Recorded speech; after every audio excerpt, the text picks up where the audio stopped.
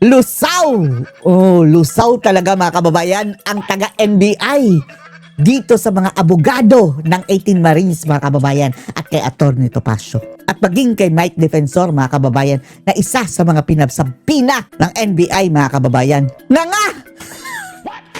Nga ang head ng mga NBI pati mga abogado nila mga kababayan dahil hindi nila masagot mga kababayan ang hamon ni na Atty. Topacio, ni na Baligod at ni Mike Defensor mga kababayan na kung talagang nag-iimbestiga kayo ng isang krimen dito, bakit hindi nyo imbestigahan at ipatawag si Bongbong Marcos, si Sandro Marcos, si Tambaluslos at iba pang nakatanggap ng maleta? Bakit sila? Bakit sila? Ayan mga kababayan, tingnan nyo napatulala. Walang masagot mga kababayan. Lusaw ang NBI sa kanilang harapan. Panoorin niyo po ha. Bakit parang init na init itong grupo ng NBI, no? Sa mga whistleblowers na ito, instead na ang ipatawag ang ina-identify na nasasangkot sa mga tumanggap ng mali-maleta at tuniladang pera. Ang nagsumbong pa ang kanilang iimbestigahan mga kababayan. Pinag-iinitan itong mga nagsisiwalat. Ay, Gustong nako. tumulong para mailabas ang katotohanan hinggil sa katiwalian at malawakang pandarambong. At nag-attempt pa sila mga kababayan ha, na i-held in custody. Yung parang ikulong mga kababayan doon sa NBI facility. Buti na lang hindi nagtagumpay. Mabuti na lang hindi natuloy ang custodial investigation. Yan ang kanilang inisyal na plano daw. At nakauwi ang ating mga former soldiers at pati na po sina Congressman Mike Defensor at Atty. Baligod. Ma'am, your take on this? Very high-handed, very arrogant, and wala sa lugar na mga posturang ginawa ng NBI kahapon.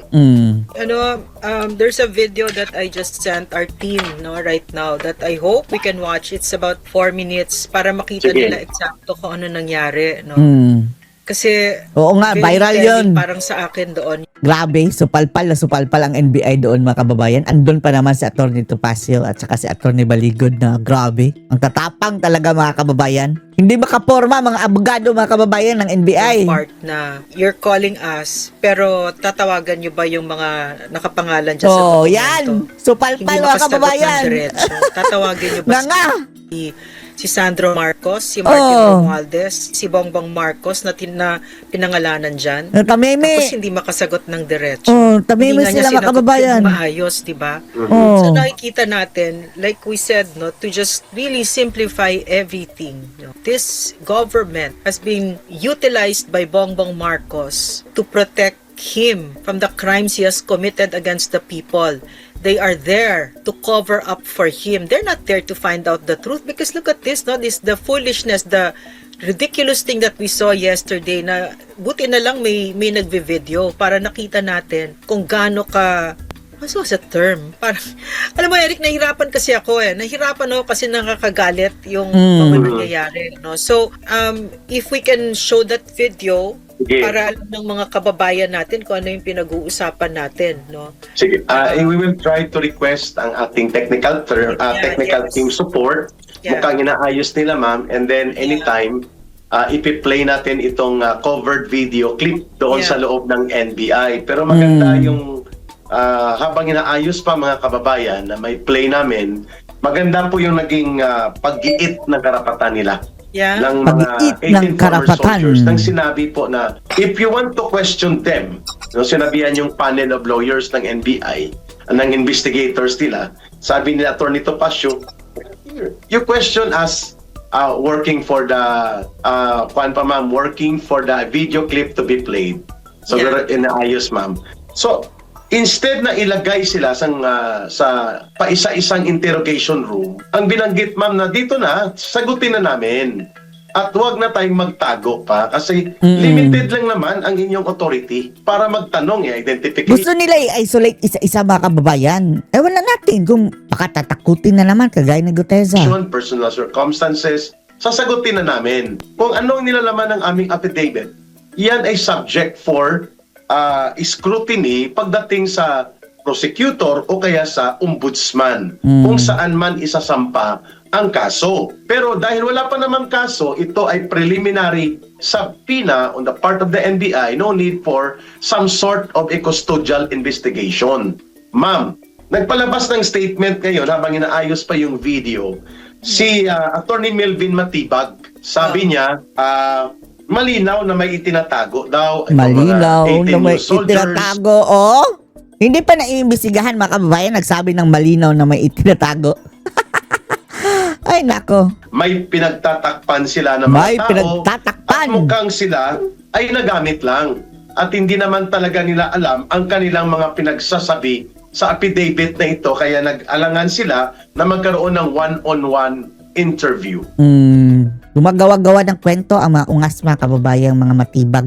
Definitely, ito ay palusot. Ito ay binaluktot na pahayag ng Palusot, NBI Director bidaloktot. Mamuling. Tsaka doon mo makikita Direktor na Kamuting Kahoy, sabi ni Atty. kung Topacio. bakit si Melvin Matibag ang nilagay sa NBI. Taga-PDP laban yan dati mga kababayan ha. Yung ungas na yan ha. Traidor. Takilang traidor. Unang biniktima niyan mga kababayan si Harry Roque. Kasi tingnan mo siya, para siyang aso talaga ni Marcos, di ba? No matter how ridiculous yung sinasabi Sip-sip niya, to the max. no? Ridiculous Ridiculous talaga. He's a lawyer pala. I didn't know he was a lawyer, no? Lawyer, dahil di ba ang sabi dati si Torre daw ang papalit sa NBI pero disqualified dahil dapat lawyer ka mga kababayan. Lawyer siya. Mas mataas ang tingin ko sa abogado kasi tatay ko abogado. di ba? Yes. Pero ngayon nakikita ko hindi lahat ng abogado ay maayos. Yan sila Luistro, etc. Claire Castro. Yeah. Di ba? Talagang they are at his Si Claire. honor. No? Ano ba did he say, Eric? What did he say? Umiiwas daw na tanungin sila dahil may pinagtatakpan itong 18 witnesses. Hindi daw pumayag ng one-on-one interview.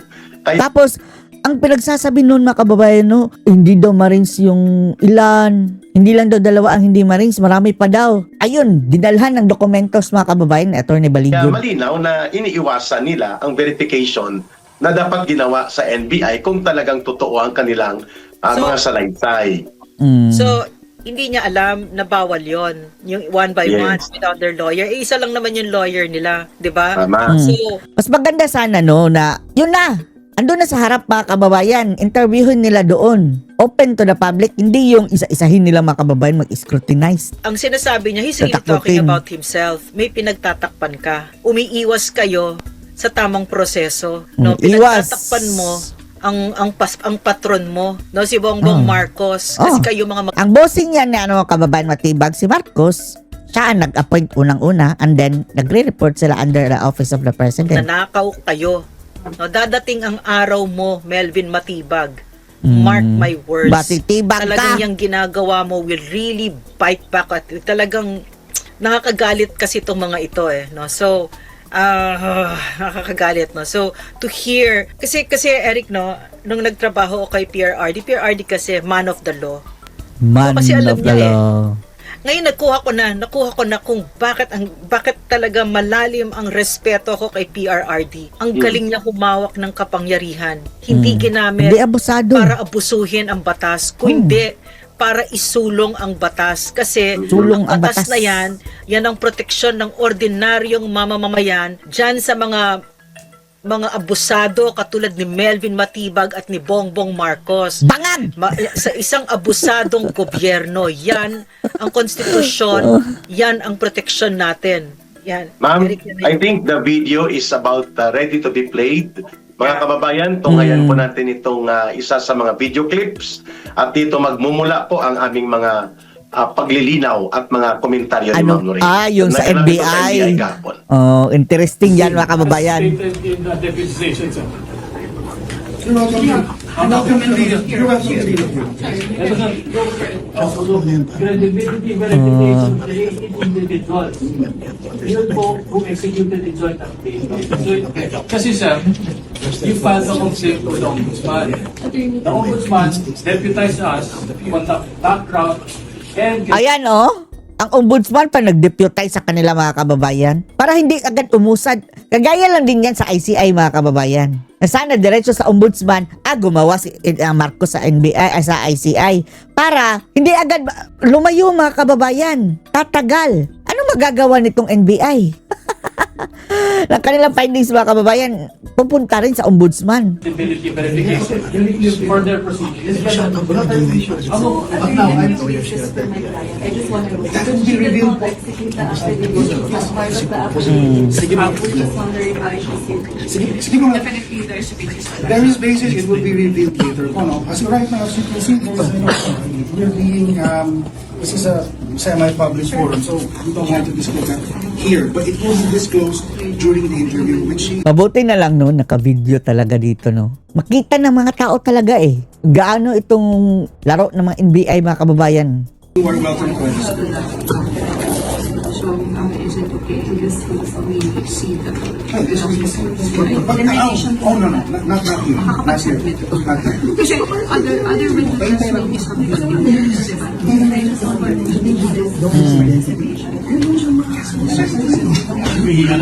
Nagbubulungan na sila. During the Hindi marinig. I cannot show it to you right now. It's a show you.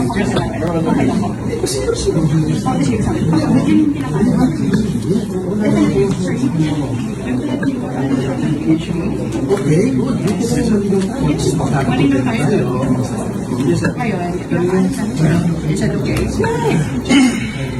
Teka muna. Do you not know the identity of the subject? Ayan. Sa Atty. Topacio, binakbakan ng mga kababayan ng abogado. Mga abogado yan sila ha. What is the purpose of the ID?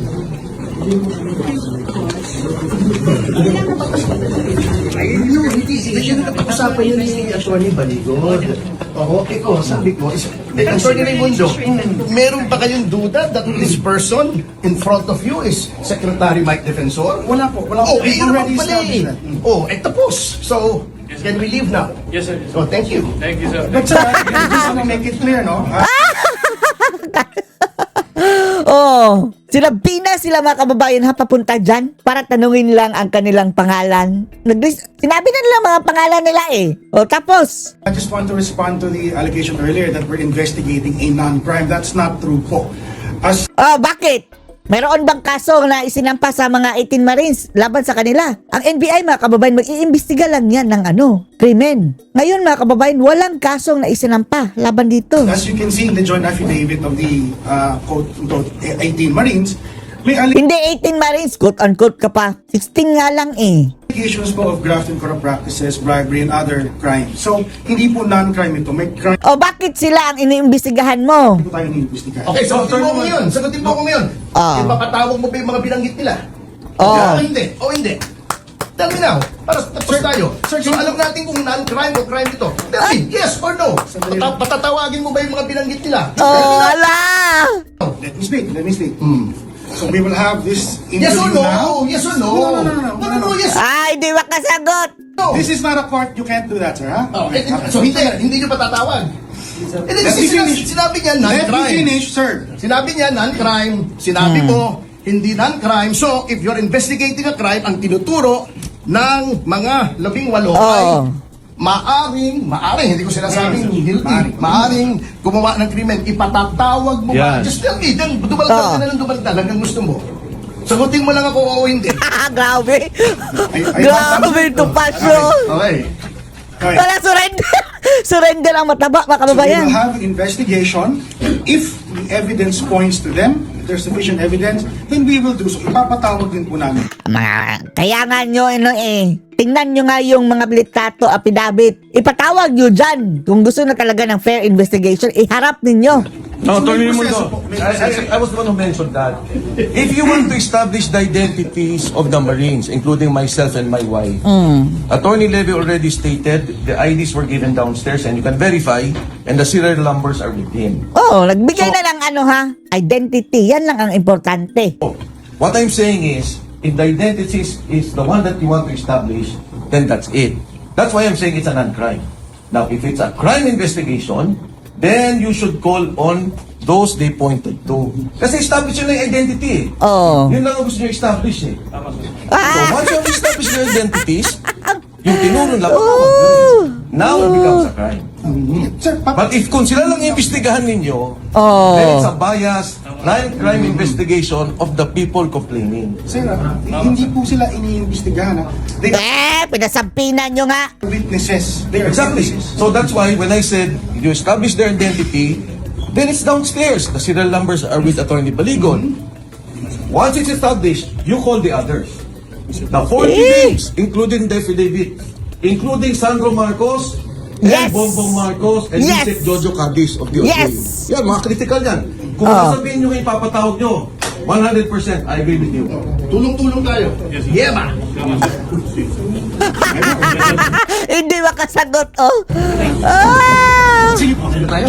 Okay na tayo, partner. Aroy, aroy, aroy, aroy, aroy. Oh, grabe. Nga mga kababayan. Anong masasabi niyo dito? Post your comments below.